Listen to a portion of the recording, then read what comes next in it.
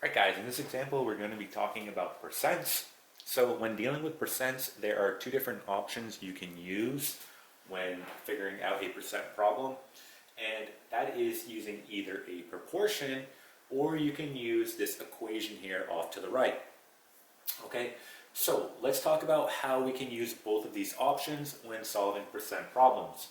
So here is our first problem. We have it in red. It says $15 is 27% of what? So let's go ahead and solve this using the proportion first, and then we'll go ahead and use the equation. All right, so what you want to do is go ahead and find your specific values that line up in each part of your proportion, right? So I'm looking for my is, right? So if I read this problem, it says $15 is.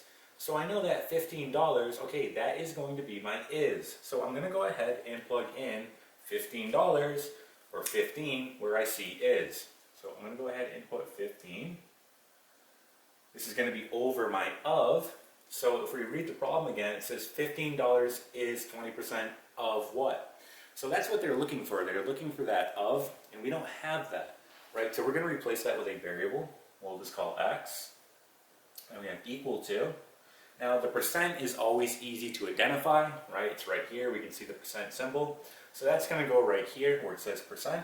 So we have 27. And again, when using the proportion, you're going to put it in as is. So as 27%. And then we do over 100. Okay, so at this point, we can go ahead and cross multiply and solve this proportion.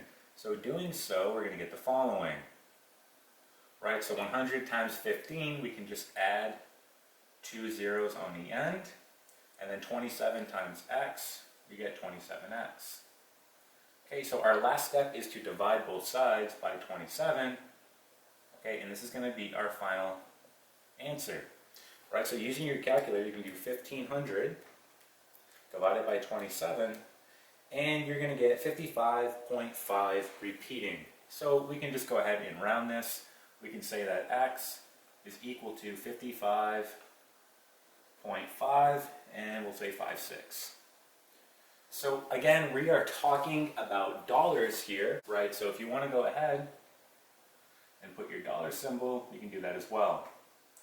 Right, so we should get $55.56. All right, so let's go ahead and talk about how we can now use the equation now to do this same problem. All right, so erasing this, and we're pretty much going to follow the same exact steps, except when we plug in our percent, we have to put it in decimal form. All right, so for example, we know our is going to be 15, so we have 15 equals, we don't know our of, right? So we put x. And now here's the difference. I'm not going to plug in 27 where I see my percent. Rather, I'm going to put it in its decimal form, right? So if I have 27%, putting that in as a decimal, right, we simply move the decimal point over 2 places to the left. So 0.27. Okay, so that is the key difference between the proportion as opposed to the equation. You have to put the percent as a decimal when plugging it into the equation, whereas with the proportion, you do not. Okay? So let's go ahead and do this now. So we're going to get 15 equal to 0.27x, right? And then our last step, divide both sides by 0.27, right? So 15 divided by 0.27, again, we get the same answer. X is equal to, and we'll round it, $55.56. Okay? All right, let's try another example, and that will be it. Okay guys, so here is our last example. So again, we will use both methods for solving this example. So let's first start with the proportion.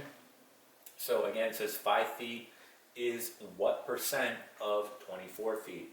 So when doing these problems, I suggest that you always look to see if they give you the percent, because that's an easy value to identify. And looking in this problem, we can see that we're not provided a percent, meaning that's what they want us to find here. Okay, so using the proportion, let's go ahead and set this up. So I'm trying to find my is and of. So let's identify those values right now. So my is going to be, well, it says 5 feet is, right? So my 5 is going to go up top on my numerator.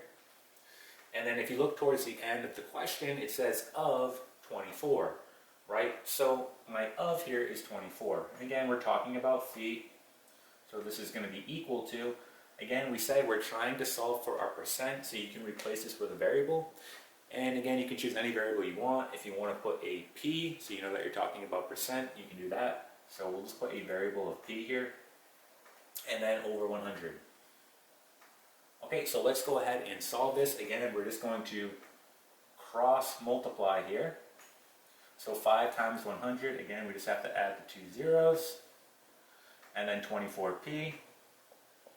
And then our last step, we need to divide both sides by 24.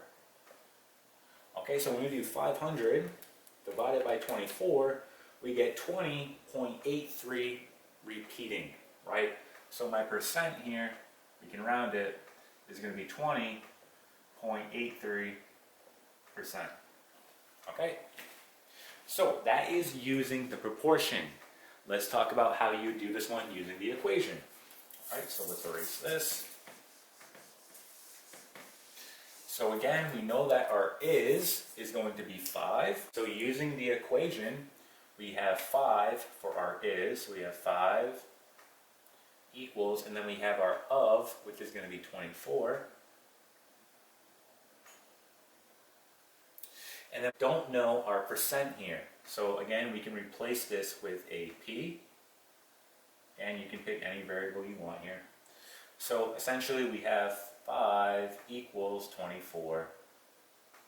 24p.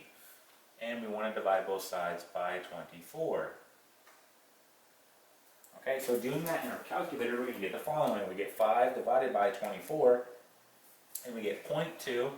So our percent here is equal to 0.2083, and again, this is repeating. Now, you may be looking at that and say, well, that's a different answer. But you have to remember that when you use the equation, right, you originally put your percent in as a decimal. So it makes sense that it's going to return a decimal value for us when we solve for the percent, right? So if you want to write your final answer, right, you simply need to take your decimal point and move it 2 places to the right. Or in other words, multiply it by 100. So after moving that decimal point over 2 places to the right, you're going to get p, your percent, is equal to 20.83%. Okay? So again, those are 2 different methods you can use for solving percent problems. Again, when using the proportion, right, you don't have to worry about converting your percent into a decimal. So that's one of the plus sides, right? But again, either method is fine here. So it's whatever you feel comfortable using. Okay, and that is it.